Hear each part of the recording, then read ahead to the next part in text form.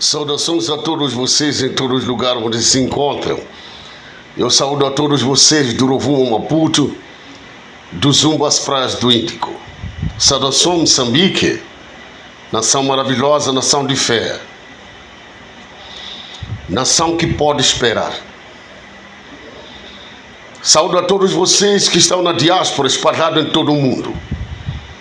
Eu saúdo também os países da lusofonia, vocês que falam português, nossos conterrâneos, e aqueles da Commonwealth que amam a nossa causa da liberdade e independência total e econômica. Eu sou o profeta Dr. Azaf falando para vocês, mas eu vejo hoje com uma gazeta especial. Não é revista semanal, não. Eu não aguentaria para esperar uma revista semanal, porque eu fiquei a assistir a mesa redonda da nossa mamã Graça Machel.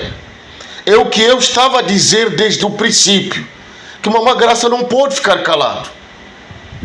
Ela sabe a ideologia do marido dela, Samora Machel, sabe os planos de Samora Machel, sabe o que Samora Machel queria para este país. Não se pode permitir a destruição desse país por causa de pessoas que chamam de latifundiários, porque tem muito dinheiro e ninguém pode falar porque vão matar. Eu esperei muito ouvir o que na verdade estou ouvindo da mamã Graça Machel. Muito obrigado, mamã Graça Machel. Gente, nós não ficamos libertos pela Frelimo para depois ser massacrados pela Frelimo. Não tem sentido. Rejeitaram, por exemplo, a mudança dos símbolos da nossa bandeira. Se a AK-47 foi usado para expulsar os portugueses, que nos chamou uma província ultramarina portuguesa, e nós não podíamos ter nada porque tinha que ser um português. Você tinha que aceitar que você é um português para poder ter a educação. Nós só podemos aprender até 4ª classe, porque o negro não tem direito de ter conhecimento. E a AK-47, portanto, doado pela União Soviética, ela nos ajudou muito para combater os portugueses. Agora, hoje é virada contra Moçambique.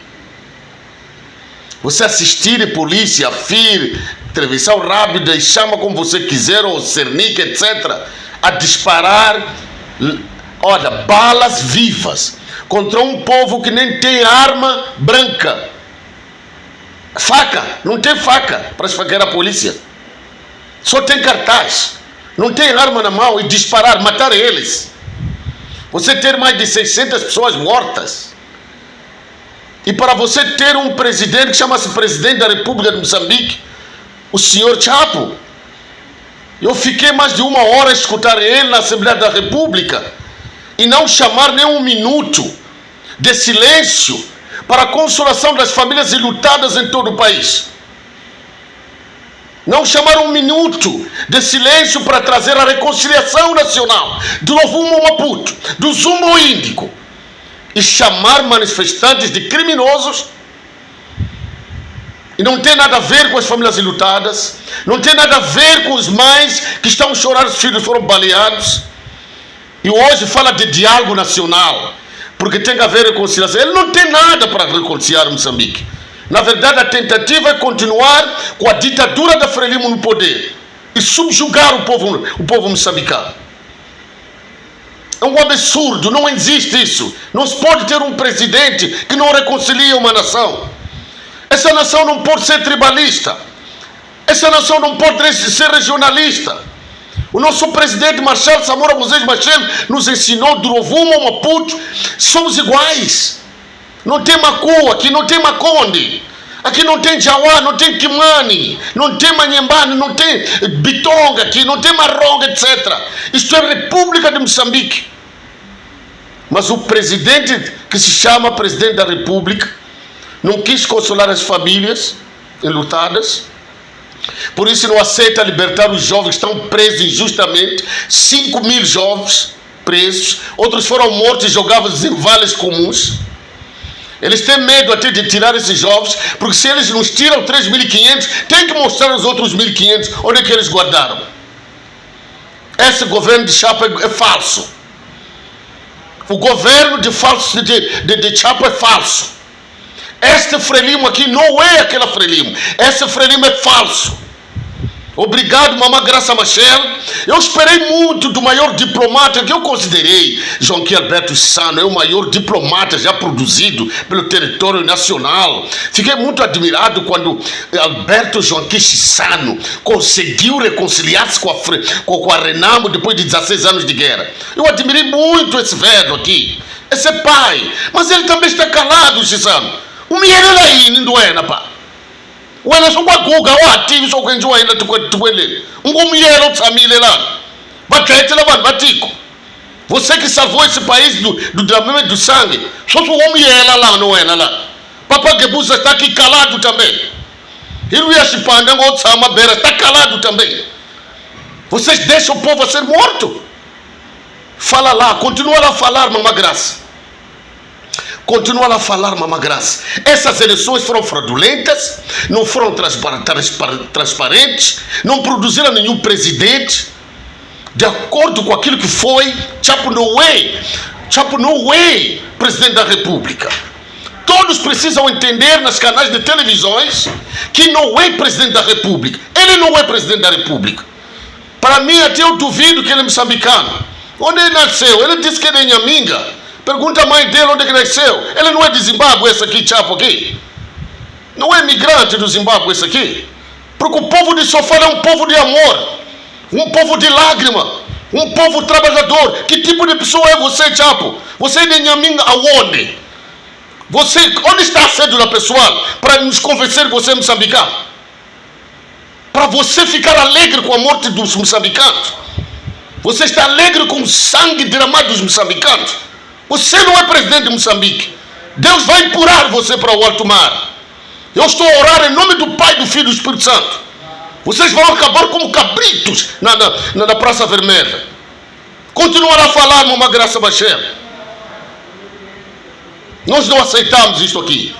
Eu não vou me conformar com aquelas mortes que eu assisti. Pessoas mortas inocentes que estão dentro do direito da Constituição da República de Moçambique e a serem mortos. E isso não é nada, há de ser nada. Donald Trump agora está a trabalhar muito no norte da Nigéria contra Boko Haram. Eu creio que depois da Nigéria ele vem aqui. Nós vamos procurar tudo por tudo para se comunicar com o secretário-geral dos Estados Unidos, Marco Rubio, para penetrar as informações da ditadura da Frelimo em Moçambique. Donald Trump vai nos ajudar. Isto vai acabar com a poeira, isso aqui.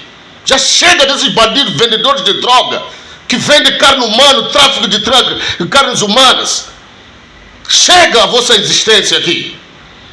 Povo moçambicano, eu criei essa gazeta especial só para ouvir a mamãe Graça o que fala. Ela me lembra o que o marido é, Samora Machel, que lutava pelo direito do povo moçambicano. Nós crescemos aqui, não podemos ser governados por esses bandidos aqui. Em nome de Jesus Cristo, nós não aceitamos esses bandidos aqui. Um presidente vai à Assembleia da República, Casa do Povo, não pede perdão pelas mortes, não consola as nossas mães e ainda chama bandidos aqueles que foram mortos inocentemente. Deus abençoe a todos. Eu, o profeta Zavi, falando com vocês com uma euforia grande dentro do meu coração por causa da mamãe Graça Machel. Eu estava admirado. Por que está calada essa mulher aqui? Aí está, ela quebrou o silêncio. Esse país vai ser liberto aqui. Continua lá, escutando o que está falando a mamãe Graça. Obrigado.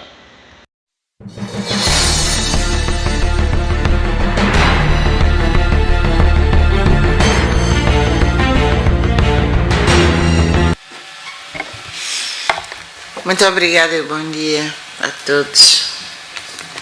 Bom dia.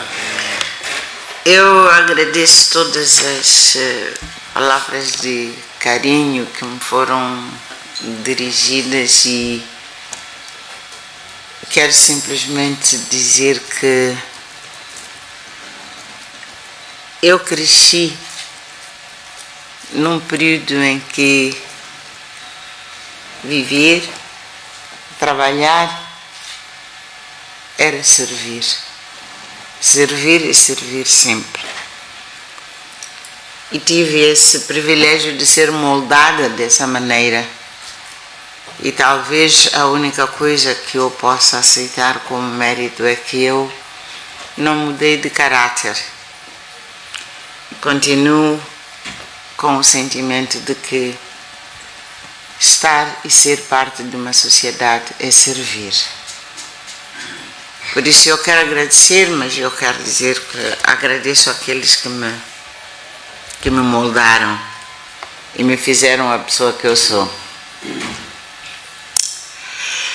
Este diálogo foi convocado por Sua Excelência o Presidente da República como uma forma de trazer a família moçambicana a olhar-se nos olhos, a questionar-se, mas também a edificar-se de novo como família. Eu quero com isso dizer que, contrariamente ao meu camarada, que disse bem que ele já participou em vários exercícios dessa natureza e que já perdeu a esperança, acha que este exercício não vai produzir nenhum resultado. Eu comecei com a afirmação de que eu estou para servir. Eu quero usar esta oportunidade para solicitar a cada um de nós: não percamos esta oportunidade. Não deitemos fora esta oportunidade de diálogo, mas pelo contrário, façamos um diálogo sincero, honesto. Tenhamos a coragem de, como ouvi aqui algumas intervenções, a coragem de tocar as nossas feridas, deixá-las sangrar, sim, mas sangrarem que é para nós iniciarmos o processo de cura e de cicatrizar. Eu creio que o Presidente, quando instituiu este processo, é exatamente para nos permitir isso. Nunca é tarde, não se deve dizer não vale a pena. Vale sempre a pena quando nós todos nos engajarmos num processo em que fazemos com, insisto, com honestidade, com sinceridade e com interesse coletivo de tocar as nossas feridas, deixá-las doer, sim, mas depois disso iniciarmos um processo de sarar e cicatrizar. Eu vou começar pelo este último período das manifestações, que foi a causa última, não é? Para se convocar este diálogo. Eu acho que é preciso reconhecer, primeiro, aliás, é preciso separar aquilo que na linguagem religiosa separar o trigo do joio. É preciso reconhecer que as manifestações foram inicialmente convocadas para protestar contra os resultados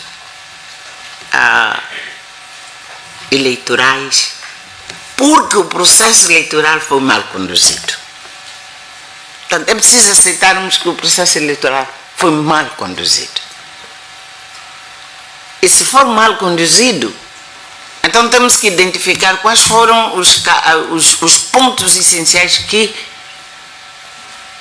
baralharam todo o processo eleitoral, e depois concluímos que o resultado não era aceitável. E isso significa o quê? Se nós aceitamos esse processo, não quer dizer que vamos delegitimizar os órgãos que apareceram, porque são os órgãos que temos. Não temos outros. Temos de trabalhar com eles. Mas temos que aceitar que as eleições foram mal conduzidas. Essas eleições foram mal conduzidas, então é preciso ver como é que nós...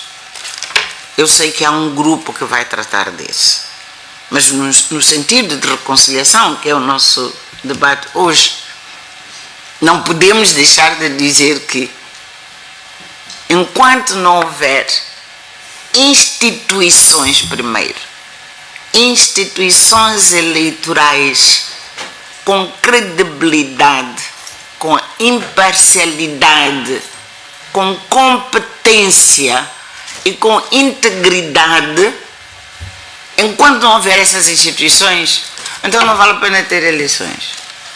E neste caso perguntar como é que nós vamos constituir as instituições que vão dirigir os próximos processos eleitorais.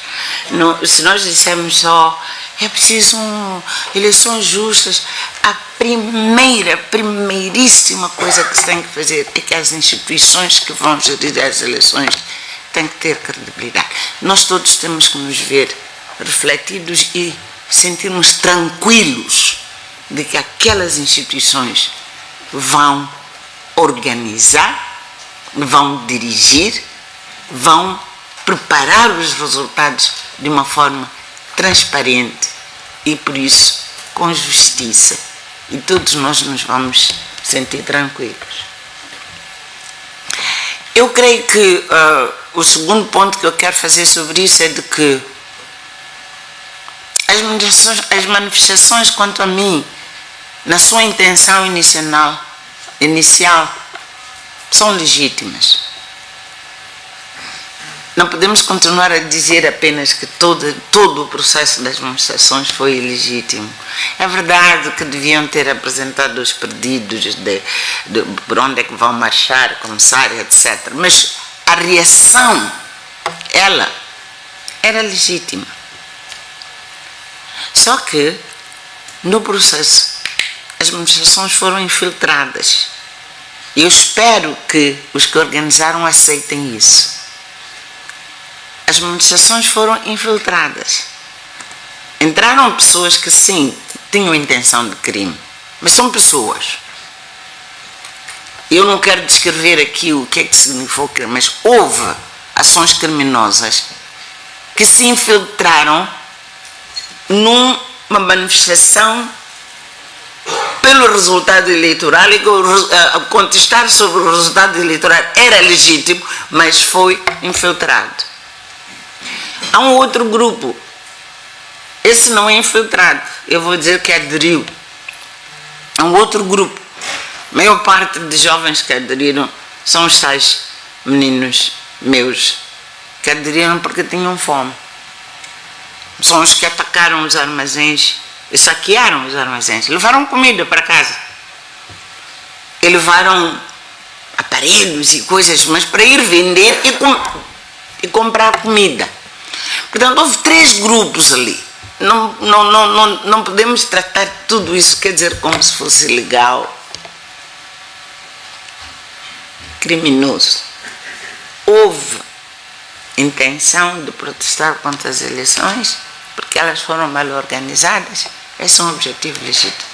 Houve infiltração de elementos que cometeram crimes, que deliberadamente foram queimar fábricas e tudo. Não foram os meus meninos que queimaram as fábricas, não. Os meus meninos foram atacar armazéns porque tinham fome e levaram comida para casa. Então eu acho que nós tínhamos que caracterizar um bocadinho o que foram essas eleições e aceitar.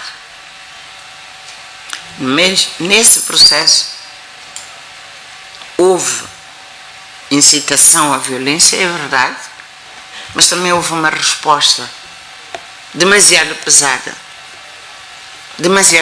da polícia. Aquelas famílias que perderam os seus entes queridos naquelas manifestações têm que ouvir um gesto de respeito pelas vidas daqueles que morreram ali. quer daqueles que organizaram as manifestações, porque depois foram, assim como foram, o resultado foi esse, quer também da parte da polícia. Aceitarmos que não era necessário que aquelas vidas fossem sacrificadas. E as famílias daquelas pessoas ainda hoje estão à espera de alguém que aceite que não era necessário. Não era necessário sacrificar vidas humanas. Podia-se manifestar sem que se perdesse vidas humanas. A polícia devia ter contido as manifestações sem sacrificar as vidas. Isso é um mínimo que a gente pode dizer. E de reconciliação, eu estou a falar já como pessoa. Eu, como alguém que tenha perdido um ente querido, se a pessoa que esteve envolvida nisso, pelo menos valorizar a vida do meu ente querido, eu vou dizer, não devia ter acontecido, mas bom, eu vou aprender a viver com isso. Por que é que eu estou a dizer isto? Começando por este ponto. Nós tivemos, é verdade, a Guerra dos 16 anos. O objetivo, segundo, era para provocar a democracia. Mas o cômputo geral, eu era ministro de Educação nessa altura, o cômputo geral é que morreram, dizem, está documentado, 1 milhão de pessoas, dos quais 600 mil eram crianças. De 1 milhão de moçambicanos que morreram durante aquela guerra, 600 mil eram crianças. Esses meus meninos que morreram naquela guerra não tem nada a ver. Não tem absolutamente nada a ver com a luta pela democracia. Por isso, eu trago isto aqui para dizer que os moçambicanos têm que aprender a resolver os seus problemas exatamente através deste tipo de coisa que nós estamos a fazer. Falar uns com os outros, entenderem-se, apontar os erros uns dos outros, aceitar os erros de quem quer que seja que tenha cometido, aceitar, assumir responsabilidade e perdoar-nos uns aos outros. Mas nós não podemos continuar com uma prática de sempre que alguém se sentir injustiçado, não é assim? Sempre que se sentir injustiçado, organiza as coisas de maneira a sacrificar vidas de moçambicanos que não têm nada a ver com esse processo. Não podemos aceitar que isso seja uma prática. Temos que aprender a encontrar outras formas de manifestar o nosso desagrado, o nosso sentido de injustiça, mas nunca sacrificar pessoas que não têm absolutamente nada a ver com isso. Eu que estava a dizer aqui, de certa maneira, eu ia entrar nisso, a questão da fome, etc. Mas, na verdade, o que é que acontece? Esses dois exemplos que eu estou a trazer é que as pessoas envolvidas, quer de um como do outro lado, sentem-se heróis de terem feito aquilo, porque manifestaram outros porque fizeram a guerra de 16 anos que sacrificaram para 1 milhão de pessoas. Olha, foram 1 milhão de pessoas mortas, como disse, 2 milhões de pessoas estavam no Malawi. Eu visitei Malawi, 2 milhões de pessoas. No total nós tínhamos 5 milhões de pessoas deslocadas aqui dentro. Isso não estou a incluir os refugiados que estavam nos países vizinhos. Portanto, nós tínhamos à vontade perto de 3 milhões de refugiados, 5 milhões de deslocados no país, 1 milhão de pessoas que morreram. E depois disso tudo, estamos muito felizes porque conseguimos a democracia. A tal democracia que agora estamos a dizer que é a democracia que resultou em 94 parece, por aquilo que eu estou a ver, não foi uma democracia perfeita. Então aquele sacrifício humano serviu para quê? Não teríamos tido outras formas de nos comunicarmos e realmente com força dizermos isto não está certo, queremos mudanças, queremos transformações, mas sem aquele sacrifício humano. O meu ponto aqui é que este diálogo que nos permite apontar claramente onde é que foram os erros de cada um dos conflitos que nós tivemos. As causas dos conflitos. Resolvemos as causas dos conflitos. Mas isso como uma forma de que nunca mais os moçambicanos, quando estão zangados uns com os outros, nunca devem virar as suas armas contra este povo. Não é justo. Ninguém pode se sentir muito orgulhoso deste resultado assim. Temos os tais conflitos históricos. E, aliás, a Guerra dos 16 anos também teve alguns contornos de conflitos históricos. Eu não sou académica, portanto não vou poder nomeá-los. Mas é isso, professor. Temos que começar exatamente conflitos entre moçambicanos na era pré-colonial. Antes dos portugueses chegarem aqui, nós tínhamos conflitos entre nós. Nós devemos saber que se chamava de etnia ou do litoral para o interior, tínhamos os nossos conflitos e que ficaram depois na nossa psique. Acho que foi dito aqui muito bem. Eu lembro-me aqui no sul dizia que não, esse não casa com aquele. Aqui também havia muito.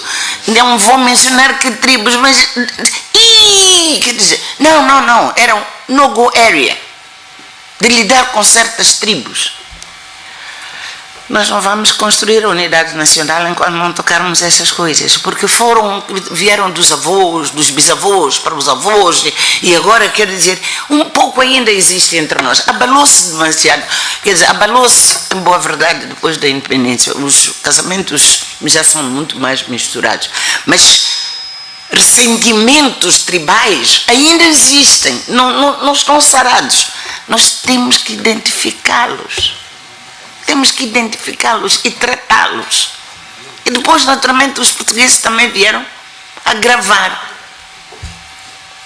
Nós temos um problema também com a nossa história.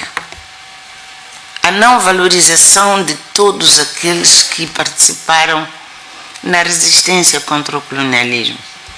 Há grupos que são mais valorizados do que outros. Não.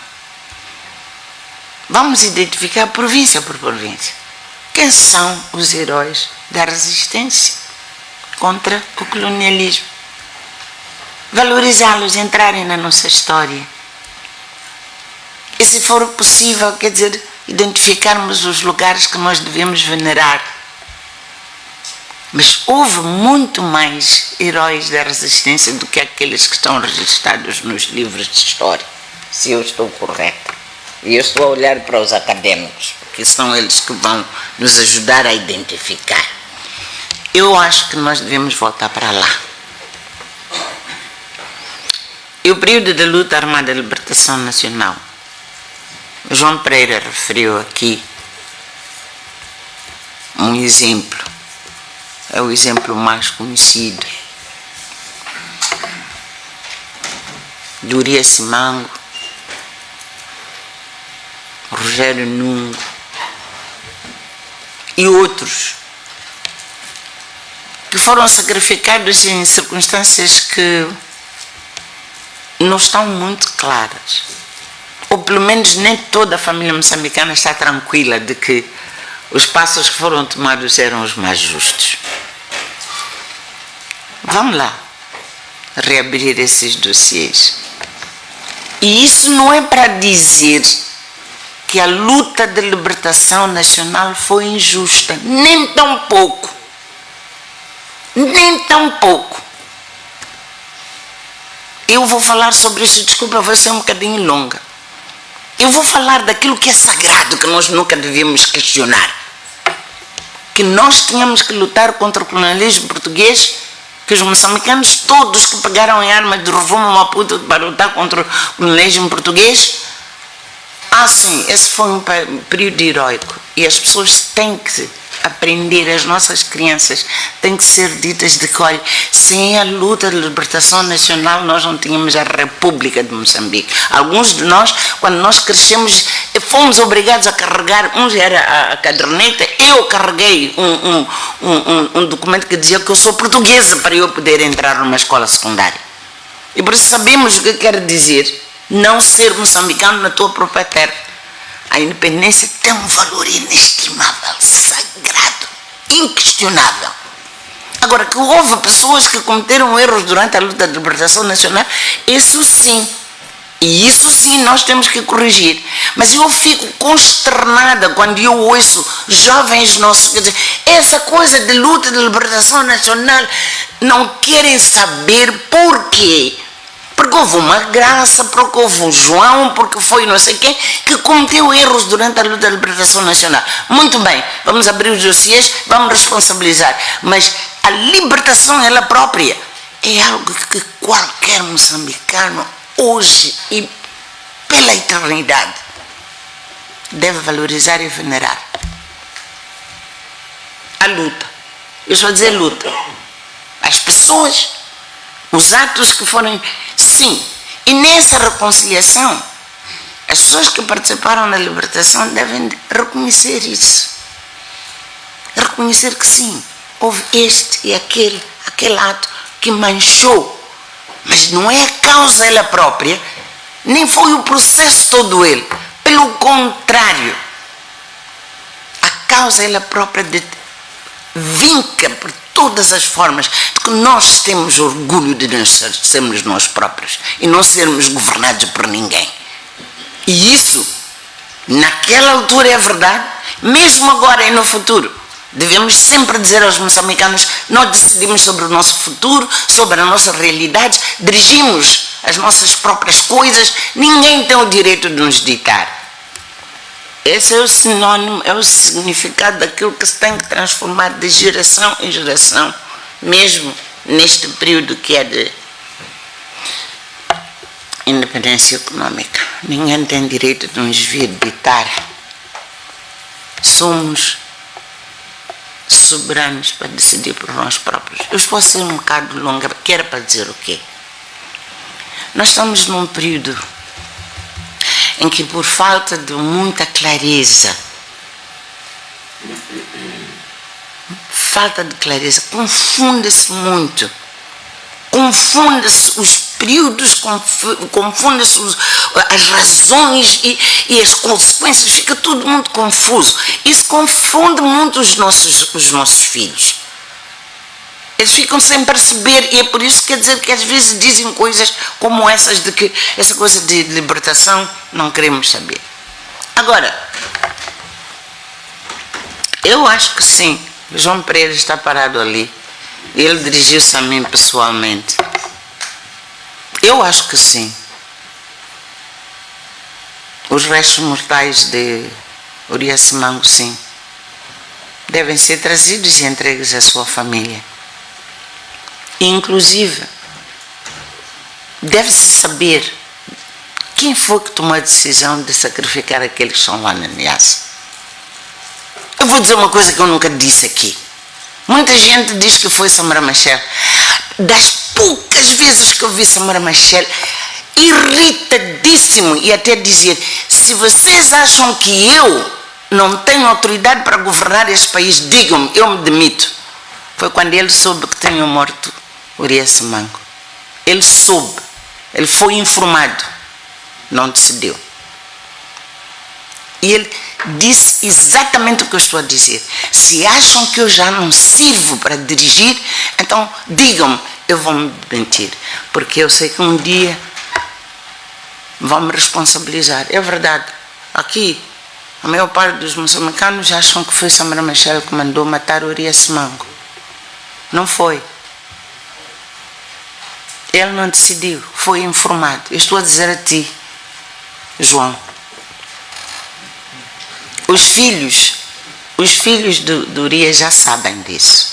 Nós nunca fizemos um debate, mas eles sabem que não foi Samara. E não é para eu dizer que Samara foi bom líder. Não. Eu só simplesmente para dizer que ele não mandou matar o Urias. Não. Isso ele não fez. O que é que isto quer dizer? Que nós temos que ter essa coragem de enfrentar esses momentos e os erros que se cometeram. As pessoas... Mas é verdade. E sei lá. Eu não sei se algum dia depois vai se decidir que o Urias é herói. Isso já não é meu problema. Mas o que eu quero dizer é que sim, é justo. É justo que eles sejam com dignidade sepultados onde a família vai achar que devem ser sepultados. Todos eles, aquele grupo. Mas é um só, João. Há outros. E é por isso que os historiadores têm que nos ajudar. A reconciliação significa isso. Porque se nós fizermos a Urias Simango e não fizermos para os outros também, essas famílias continuarão a sentir-se injustiçadas. A reconciliação de que nós estamos aqui a falar, que o presidente Chapo, quer dizer, criou a plataforma, no meu entender, é um processo longo. Não é algo que nós vamos resolver com a escutação agora até próximo ano, não é? Não. Não. A escutação vai até 2026. Agora, as eleições, a organização das eleições é que são outro processo. Portanto, eu proponho que este grupo que está, esta mesa redonda, faça uma proposta de que o país, precisa de abrir esse capítulo da reconciliação com consciência de que ele vai ter que durar o tempo que for necessário. Nem ninguém vai dizer se serão 2, se serão 3, se serão 5 anos, mas o tempo que for necessário. E para que nós não fiquemos pendurados durante... Vamos dizer, quais são os assuntos que nós temos que responder agora? E é por isso que eu comecei pelas eleições. Isso sim, quando sairmos deste diálogo, tem que se saber depois que as próximas eleições têm que ser organizadas de maneira diferente, com a imparcialidade que eu estava a dizer. Isso tem que ficar arrumado. É imediato. É inadiável. Mas agora, identificar quais são os conflitos desde a altura pré-colonial, durante o período colonial, durante a luta de libertação nacional e depois disso, isso já é um processo muito, muito longo. E por isso, eu acho que é preciso propormos, quer dizer, que se cria não sei se vai se chamar um comitê, se vai fazer uma comissão, mas um órgão apropriado, não é? Para sistematizar e ir propondo os casos que têm que ser resolvidos para que a nossa alma de moçambicanos fique tranquila de que este assunto já foi resolvido, este foi resolvido, aquele já foi resolvido, e vamos resolvendo. Aquilo que o professor Uenha está a propor, eu creio que eu não tenho a certeza, é só isso que eu quero dizer, eu não tenho a certeza que é a primeira e única coisa. Eu sei que amanhã na segunda-feira nós vamos ter a sessão dos assuntos econômicos. Eu acho que nos assuntos econômicos é que nós devemos produzir exatamente a estratégia de matar a fome. Eu também concordo. Ele estar aqui. Eu concordo. Que nós não podemos falar de desenvolvimento sem dizer acabar com a fome. E nos meus tempos dizíamos acabar com a nudez. Esta coisa de moçambicanos andar a vestir roupas de estrangeiros que já vestiram 50 anos, depois vêm deixar aqui e nós... Não dignifica, não nos dignifica. Mas isso são assuntos econômicos, chefe. E pronto, eu acho que nós devemos dizer que é a primeira prioridade nas questões econômicas. A primeira prioridade na questão dos assuntos que nós estamos a discutir neste grupo. O mais urgente é este eleitoral que desencadeou esta última manifestação. Mas temos que sistematizar todos os outros. E encontramos uma forma de lidar com eles. Os nossos académicos estão aqui, vamos ajudar. Aqueles que estavam a discutir nestas mesas redondas, aqueles que estão a discutir as questões de Estado, não é? Que Estado é que nós queremos? Tem que propor as estruturas de Estado que devem existir exatamente para lidar com o assunto de reconciliação. E não é governo, porque o governo vem e vai. O Estado fica. Portanto, tem que ser um órgão de Estado para ser capaz de iniciar e conduzir um processo. As pessoas vão mudando, mas o órgão ele próprio não muda com as administrações que nós tivermos aqui. Então, eu proponho que seja uma agenda de reconciliação nacional cujas fases vão ser ditadas com a capacidade das instituições apropriadas de apresentar com fundamento o que deve ser resolvido, aonde e como. Então, e nós vamos resolvendo. Em cada ano nós vamos ter que olhar da mesma maneira que olhamos para o plano de governo, quais são os assuntos que nós estamos a resolver no assunto da reconciliação. Ano a ano, vamos fazer. E toda a família moçambicana vai sentir que sim. É assim que nós devemos fazer. É assim como nós devemos olhar para as nossas feridas e tratar delas. Falei muito, mas eu quero terminar sublinhando mais uma coisa. Esta mesa redonda tem que recomendar com toda a força. Nunca mais, quando os moçambicanos tiverem realmente coisas sobre as quais se sentem injustiçados, procurem todas as formas de expressar, mas nunca mais conduzir a matar pessoas. Nunca mais. Nós temos que respeitar a vida de todos os cidadãos, os nossos concidadãos. Então aconteceu no passado 2, 3, 4, 5 vezes, seguramente, que agora seja o fim, que nunca aconteça mais. E daqui para frente, diálogo. Este diálogo. Desculpa, eu quero finalizar com uma coisa. Há pessoas que estão muito preocupadas, eu também estou, de que, dada esta dominância, quer dizer, dos partidos políticos, este assunto vai acabar nas mãos de alguns partidos políticos. E é bom, quer dizer, que este assunto seja tratado no contexto de Estado. E que os partidos políticos sejam contribuintes com todas as suas ideias, mas eles são partidos políticos. Este é um assunto de Estado.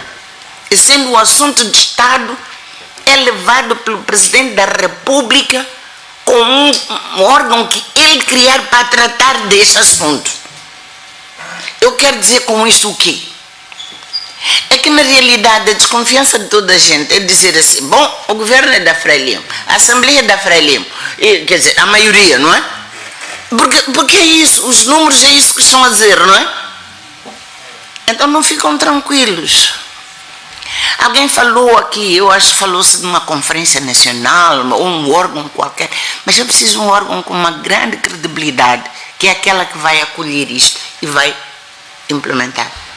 Se entregar de novo este processo aos partidos políticos, com todo o respeito dos partidos políticos que estão aqui, é verdade, um partido político se estabelece para defender os seus ideais de partido. É assim que um partido político é. É para defender uma sua linha. Então alguém tem que estar a defender aquilo que sair da boca dos moçambicanos, de todos os moçambicanos, independentemente dos seus partidos políticos. Porque senão nunca mais vamos sair disto. E o presidente, na minha opinião, eu acho que ele começou bem. Como presidente, ele é chefe de Estado, ele teve que se organizar usando os órgãos de Estado. Mas daí para frente, ele pode criar os organismos que foram os mais indicados para continuar este processo. Caso contrário, nós temos uma profunda desconfiança uns com os outros, muito profunda. Então, a tranquilidade não vai surgir com muita... A tranquilidade de que valeu a pena todo esse esforço. Como é que vão carregar isto e apresentar? Eu não sei. Mas eu sou membro de um partido, membro ativo lá no meu partido. Mas eu não vejo, quer dizer, que este assunto tenha que terminar nas mãos de um órgão do partido. Nem pensar. Não é. Não é. Esse é um ato de Estado. Tem que terminar como um ato de Estado. E porque também, quer dizer, sabemos o que são os nossos órgãos de Estado, talvez a ideia de uma conferência nacional seja aquela que deve ser acolhida como uma forma de trazer pessoas de acordo com a idoneidade que têm, com a representatividade que têm, que amarrem depois, quer dizer, todo este processo e nos dê a tranquilidade a todos nós de que sim, senhor, o povo falou e o povo é soberano. Peço desculpa ter sido muito longa.